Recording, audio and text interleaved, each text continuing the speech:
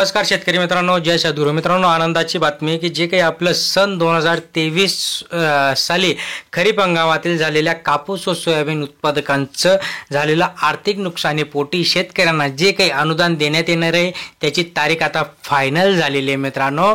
खुद्द कृषी मंत्री जे काही धनंजय मुंडे यांनी ऑफिसर लोकांशी बैठका घेतला आणि त्याच्यातनं एक तारीख फायनल झाली आणि त्या तारखेमध्ये आता शेतकऱ्यांच्या अकाउंटमध्ये पैसे डिपॉझिट होतील. सर्व जाणणारे त्यामुळे शेवटपर्यंत बघा. अत्यंत थोडक्यात ही माहिती तुमच्यापर्यंत पोहोचवणार आहे. तुम्ही अजून आपल्या चॅनलला सबस्क्राईब केलं नसेल तर सबस्क्राईब करा. लाईक करायला पैसे पडत नाही, फक्त लाईकच्या बटनावर क्लिक करा. शेजारी घंटीचं बटन देखील ऑन करा म्हणजे नवनवीन अपडेट तुम्हाला मिळत असतात.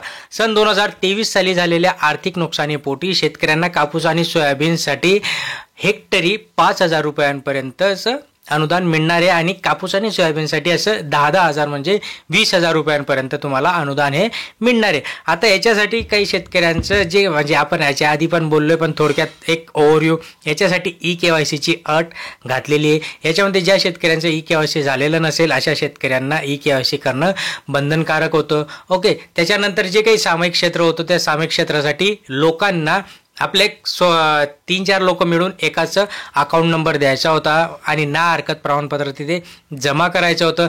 याच्या याद्या देखील लागणार होत्या आणि याच्यानंतर आता फायनल डेट आली आहे जी की 10 सप्टेंबरपासून शेतकऱ्यांच्या अकाउंटमध्ये हे पैसे डिपॉझिट व्हायला सुरुवात होणार आहे. आता याच्यामध्ये जे काही कापूस उत्पादक शेतकरी आहेत त्यांच्यासाठी 1548 कोटी रुपयांचा हा निधी आहे. तर सोयाबीन शेतकऱ्यांसाठी ज्या शेतकऱ्यांनी सोयाबीन पेरलं होतं अशा शेतकऱ्यांसाठी 2646 कोटी रुपये हे मंजूर झालेत. टोटल जो आकडा आहे तो 4194 कोटी रुपये एका सेंट्रलाइज अकाउंटमध्ये ऑलरेडी टाकण्यात आले आणि याच्यामध्ये कुठलंही दुमत नाही की 10 तारखेपर्यंत शेतकऱ्यांच्या अकाउंटमध्ये पैसे डिपॉझिट होतील. अजून जर काही अपडेट आला याच्यामध्ये काही चेंजेस झाले तर आपण नक्कीच तुमच्यापर्यंत पोहोचवणार आहे. अशाच महत्त्वपूर्ण अपडेटसाठी सबस्क्राईब करून ठेवा, लाईक करा, जास्तीत जास्त शेअर करा. धन्यवाद.